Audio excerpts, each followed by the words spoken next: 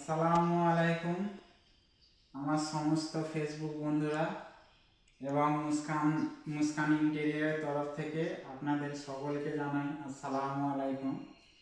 যেহেতু আমি ইউটিউবে বা ফেসবুকে কোনোদিন আমার ফার্নিচারের ব্যাপার নিয়ে আমি ফটো করিনি বা ভিডিও ছাড়িনি, তো এর আগেও আমার অনেকগুলো সাইট কাজ হয়েছে যেগুলোর মধ্যে ধরুন মডুলার কনসেপ্টে, মানে অল ডেকোরেশন, মানে bedroom, modular kitchen, guest house, jewellery shop, garment shop, হ্যাঁ, বাইকের শোরুম, আর সমবায় সমিতির ব্যাংক তো আমার হাতে অনেকগুলোই হয়েছে, 32 থেকে 35 খানা। আর মডুলার কিচেন হয়েছে আমার হাতে ম্যাক্সিমাম 40 থেকে 42 খানা। এছাড়াও আমার টাটা, রাঁচি, ভুবনেশ্বরে তো অনেকগুলো কাজ করেছি। তো এটা কাজ হয়েছে কিছুদিন আগে, যে কাজগুলো হয়েছিল সেটা হচ্ছে 7 মাইল সাউথ 24 পরগনা, বকখালি। এটাও তার পার্শ্ববর্তী এলাকা, যেখানে হচ্ছে আপনার মৌসুমী আইল্যান্ড আছে। সেখানের মধ্যে একটা ফার্মেসি করেছি, শুধু ফার্মেসি না, ফার্মেসি প্লাস হচ্ছে পেশেন্ট চেক করে যে ওষুধগুলো দেওয়া হবে, মেডিসিনগুলো দেওয়া হবে।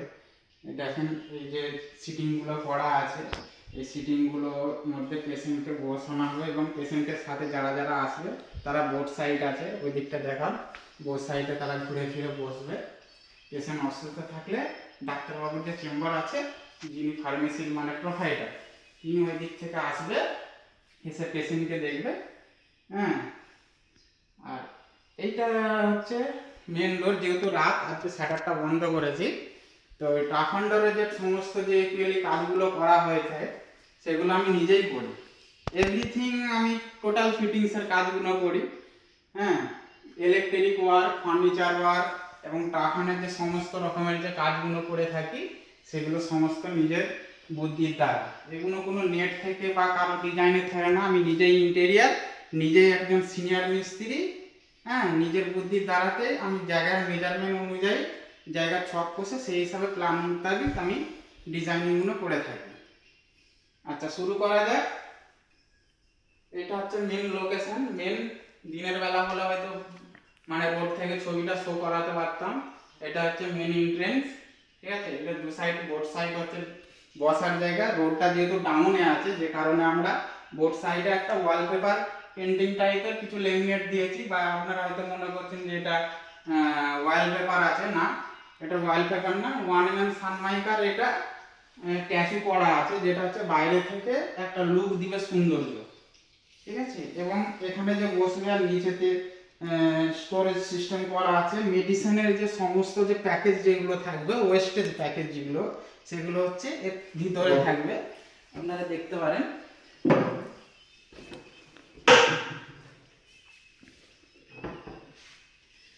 আচ্ছা, 2 নম্বর পয়েন্টে আসছিলাম, যেটা হচ্ছে এটা প্রোভাইডার টেবিল, ঠিক আছে। মানে প্রোভাইডার এখানে বসবে, ক্যাশ লেনদেন করবে। এবং যে এই যে এটা দেখতে পাচ্ছেন, এটা নিজস্ব সম্পূর্ণ বুদ্ধির দ্বারা আমি এটা নিজে তৈরি করেছি, নিজে হাতে।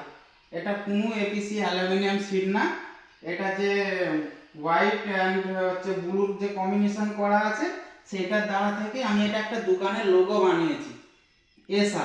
এসআর এর মতলব হচ্ছে সুভাষ রানা, ওনার যে প্রোফাইলটা রয়েছে, ওনার মানে বাবার নামে এটা করা হয়েছে।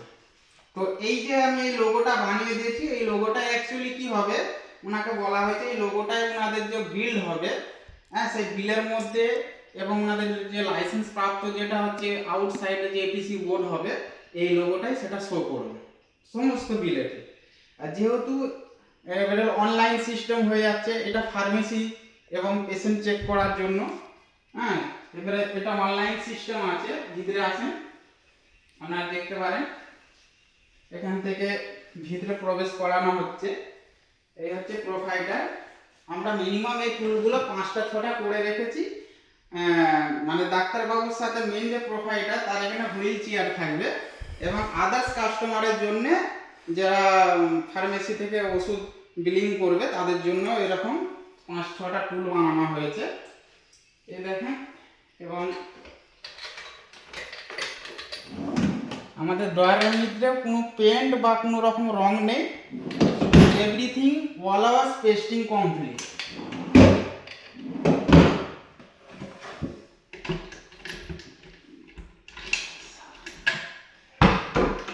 দেখেন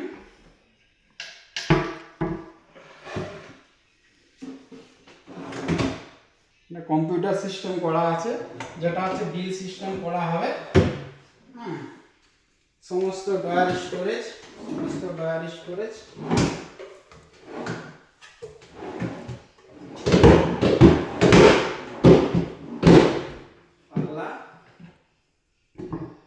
এভরিথিং অলওয়েজ পেস্টিং, যার মধ্যে কোনো রং বা কোনো রকম পেন্ট করা নেই।